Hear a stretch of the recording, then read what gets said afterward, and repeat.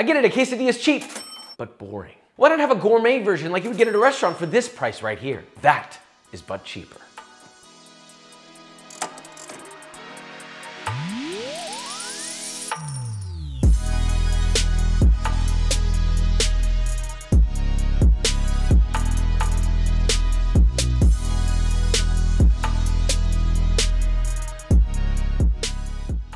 Hey pal, you live in LA and you want to try my food? Great. Friday, April 1st. And boy, here's the location. There will be a link in the description for the location as well. We'll be there from 5 p.m. to 9 p.m. Be there or be square. Now, back to our quesadilla.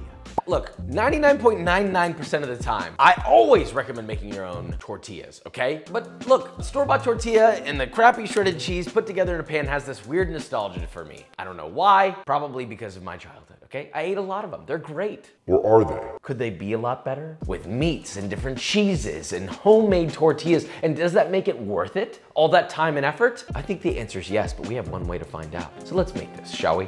Right, so let's begin with the one we all know. Find your worst store-bought flour tortillas that you can find, which if heated properly aren't horrifying, albeit still lame in comparison to homemade. But fill that bad boy with any regular old pre-shredded Fiesta cheese, which is a vague term that doesn't really have a definition. If there is one thing I really dislike in cheese, aside from blue, it's pre-shredded. Anti-caking agents, dry texture, lackluster flavor in comparison to fresh grated, but I digress. Add that to one half of your tortilla, fold it over, add about a tablespoon of butter, then add in your folded tortilla in a nonstick pan and toast for about 2 minutes, flip and toast for another 1 to 2 minutes. Bada bing, bada boom, it's a finished quesadilla, beautifully fast, surprisingly nice cheese pull, and well, it's unfussy to make. We'll do taste test this bad boy in a second, but only alongside our much more gourmet version. All for this price right here. To make that, we must first begin with our tortillas. It's simple and it totals out at this price for 8 big boy tortillas, but you could always make them smaller and have more. In a medium-sized bowl, add 2 cups or 330 grams of all-purpose flour and 1 teaspoon or 4 grams of fine sea salt, half a teaspoon or 2 grams of baking powder, whisk together until combined. Separately, add a 1/4 cup or 62 grams of vegetable oil. Now stop. Well, Josh, why don't we add lard if you know anything about the tortilla world? Please stop yourself. The oil helps add a ton of very desirable chew, so don't substitute this thinking you're being smart. Love you. Now mix that into 3/4 cup or 180 milliliters of hot water, then mix that into your flour mixture, stirring with a fork until you get a rough dough, then just knead by hand for 2 to 3 minutes until you get a smooth,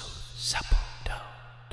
Cover that with plastic wrap and let it rest for 30 minutes. Oh, and don't forget to give it some life. Very nice, Josh. Now, cooking the tortillas is even easier. Heat up a large cast iron skillet dry over medium-high heat. If this isn't hot enough, you are going to get the opposite of a kiss. Now, separate your dough into 8 even pieces. Roll those pieces until you get circles about 9 inches wide, and it's a little under a 1/4 inch thick, so it should be quite thin. Gently lay a tortilla into your hot pan, let it cook and char for about 15 seconds, if it's hot enough, give them a reminder. Then flip and let it finish for another 15 to 20 seconds on the other side. Place in a towel to keep warm and repeat with all of your lovely tortillas. And now for the filling. Let's make this easy. Heat a medium-sized cast iron pan until hotter than me dancing with very tight pants on. Add a 1/2 cup or 227 grams of high-fat ground beef. That means something that's like less than 80% lean. We want the fat, okay? Cook and mash that, stirring occasionally for 4 minutes or until the beef has rendered out its fat, is fully cooked, and starting to develop little crispy boys like this. Then add 3 cloves of garlic, thinly sliced, 1 jalapeno, diced, half a yellow onion, diced, then season it to taste with salt and pepper, and saute until the vegetables are softened and starting to caramelize, about 3 minutes. Make sure those salt levels are nice, and then you have your boeuf. For the sauce, simply mix a 1/4 cup or 55 grams of sour cream, a 1/4 cup or 55 grams of salsa verde, or any salsa of choice really. This is actually a recipe from another video, which you can find the link in the description. And a 1/2 cup or 30 grams of very finely chopped cilantro. Season that lightly with salt, and that's your salsa crema. Now last but far from least, the cheese mix. In a bowl, mix together 2 cups or 120 grams of grated cheddar cheese, and 1 cup or 60 grams of grated Monterey Jack. Toss, toss, toss, and that's your cheese mix. See, very simple. Now, assembling is the same. Take one of your homemade tortillas, opened up flat, and on one side, add a couple spoonfuls of your salsa crema, spread it around on just half, then a small layer of cheese, followed by a small layer of beef, and you guessed it, another layer of cheese. You should always double cheese. It's a quesadilla, okay? Then fold it into a half moon, add a tablespoon of unsalted butter to a non-stick pan, heat over medium heat, let it melt, and once it's hot and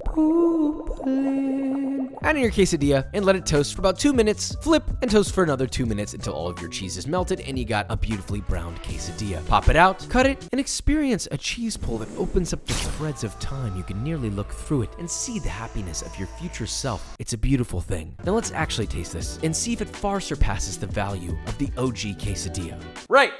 So we have 2 different versions. This is not a but better, it's just a comparison of 2 cheap versions, one more gourmet, all handmade, and one that's just kind of store-bought, put together. This one right here And then this one. Visually, the homemade tortilla looks artisanal. It's got that sort of crusty. It almost looks like a really nice flatbread. This one's much more crisp. Don't believe me? So there's this version.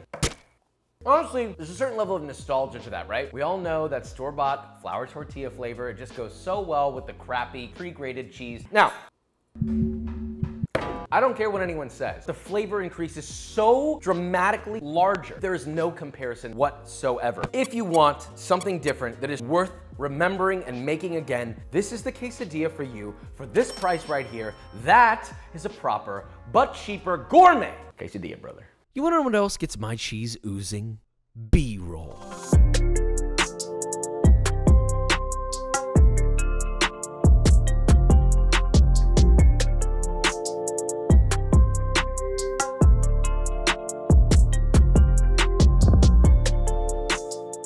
Okay, so we made our 2 different quesadillas. Of course, the original one still tasted good. I'm not here to tell you that that doesn't taste good. So before you get in the comments, oh my God, Josh, I really like it when I make it like that. I'm not sure I don't give a Don't. Go in the corner. I bet your wall smells like old stale cheese. But the alternative version that we made that was so much more in flavor, depth, meaning, heart, and for still a low price, are you kidding me, brother? So if you have passion and love left in you after all these years, then you're gonna wanna make that quesadilla. Take it or leave it, pal.